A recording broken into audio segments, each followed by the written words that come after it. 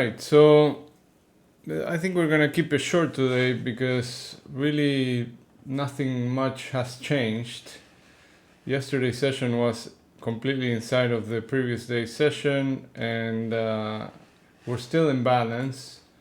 You can see that we're getting a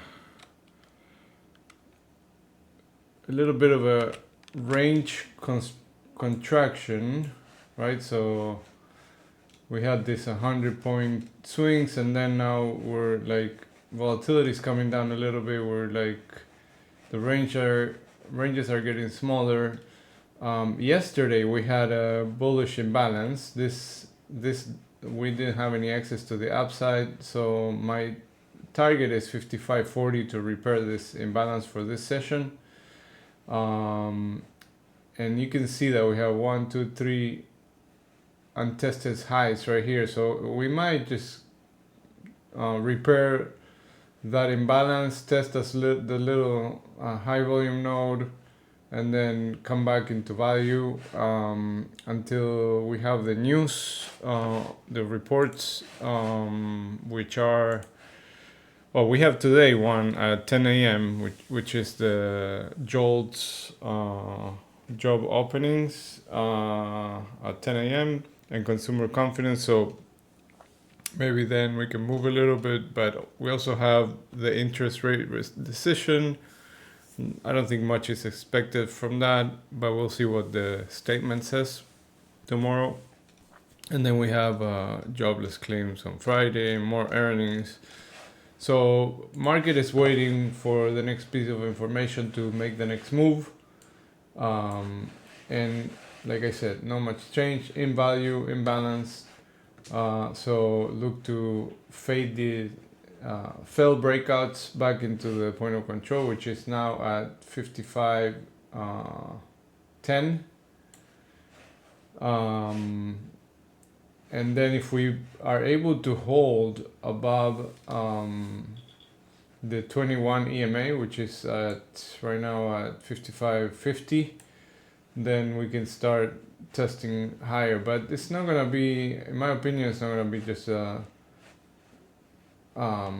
smooth move higher. We have this low volume node here at 70, so we need to break through that. So that gap that I mentioned yesterday is at 50, what is it at? Where's the gap? At 55.93.75. So half of the gap wouldn't surprise me if we fill. But then we might encounter some sellers still wanting to test lower.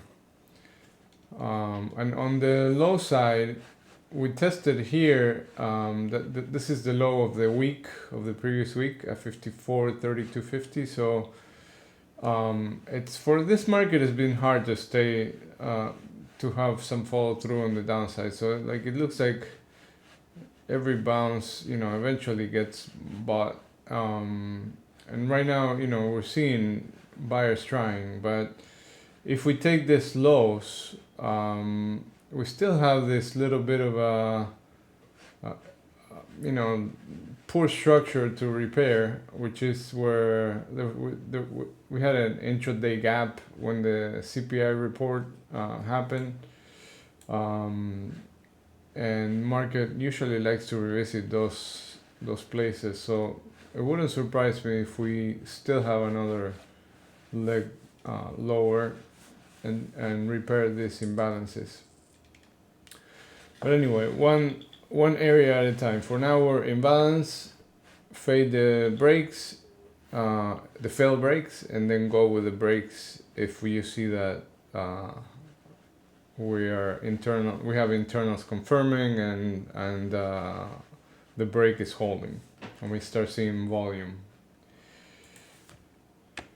Okay.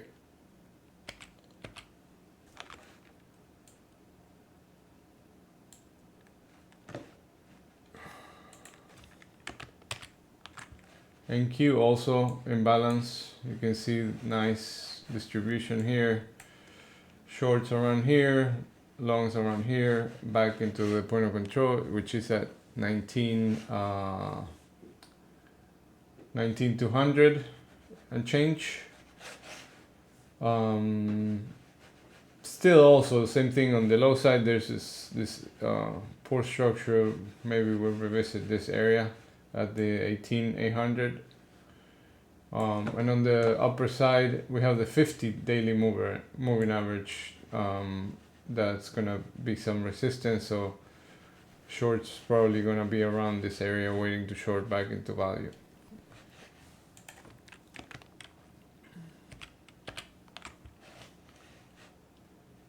Okay, crude oil still selling.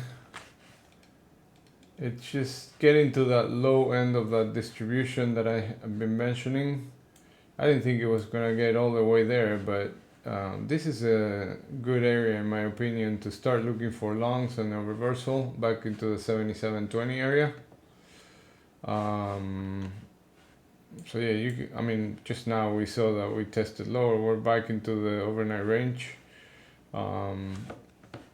But then, you know, before getting to the 77 area, the first target is here at 75.90, and then we need to get through this low volume area before we get to before we can start squeezing a little bit and get to the 77.20.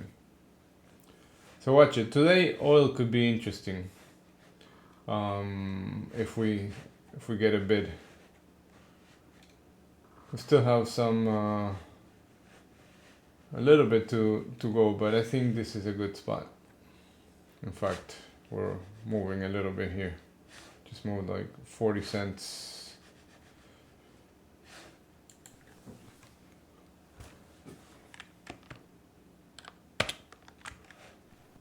And what else do we have? We have oil. I mean, we have gold, which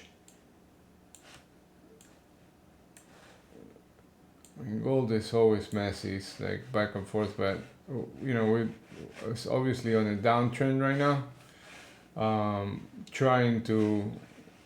It keeps trying to go higher and then keeps being sold. So we'll see. The 20-day point of control is here at 24.54.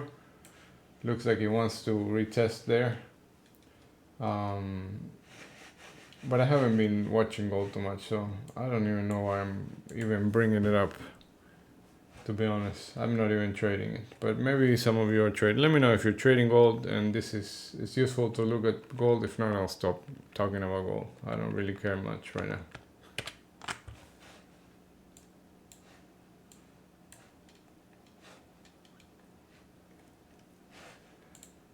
All right, I think that's about it. Were you guys seeing this? Yeah, no, you were not.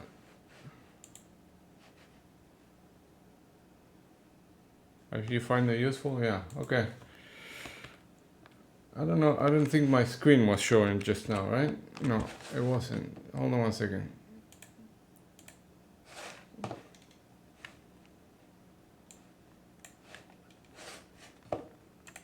All right, there you go. I was saying that the 20-day point of control for gold is up here at 24.54.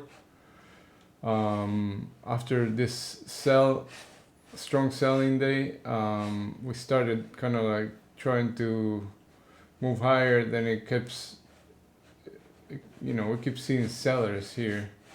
But if we are able to get above yesterday's RTH high, then we're probably gonna test the 24.54 area.